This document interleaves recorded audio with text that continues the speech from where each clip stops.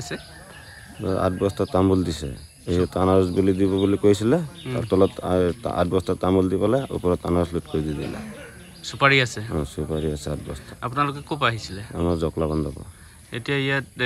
ক'ত লৈ যাব এইখিনি জকলাবন্ধ যাব এইটো ক'ত মালটো তুলিছিলে এইখিনি এইটো পাহাৰ বুলি যে কয় দেখিবি এই তাতে নে ক'ত তাতে আমি অহা নাই নহয় কেতিয়াও সিহঁতে ক'ত লৈ গৈছে প্ৰথম আহিছোঁ আৰু কেতিয়াও অহা নাই দাদা এতিয়া ক'ত লৈ যাব জকলাবন্ধ যাব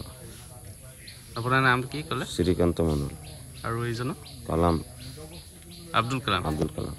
গাড়ী এখন আহিছিলে প্ৰায় 5 বজাত পুৱাতে আহি থাকোঁতে আমি মানে গাড়ীখন ৰখালোঁ ৰখাই পেলাই তেওঁলোকক সোধপোছ কৰিলোঁ প্ৰথমতে তেওঁলোকে একো নাই বুলি কৈছিলে আমাৰ গাঁওৰক্ষী বাহিনী মানুহসকলে ধৰি পেলাই মানে চোৱা চিতা কৰিলে চোৱা চিতা কৰাত অৱশেষত মানে আনাৰস 2-এটা মানে পাছফালে দাঙি দিওঁতে আপোনাৰ বস্তা ওলালে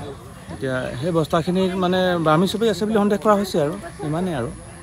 কিমান বস্তা আছে বুলি প্ৰায় 8-9 বস্তা আছে বুলি তেওঁলোকৰ মুখেৰে মানে অৱগত কৰিছে ক'ৰ আনিছে গম পায় নেকি এই বিষয়টো এতিয়ালৈকে আমি গম পোৱা নাই পাহাৰৰ পৰা কৈছে এতিয়া তেখেতলোকে কোন পাহাৰৰ পৰা আনিছে আমি ইমানটো জনা নাই বাৰু এতিয়ালৈকে পুলিচৰ কথা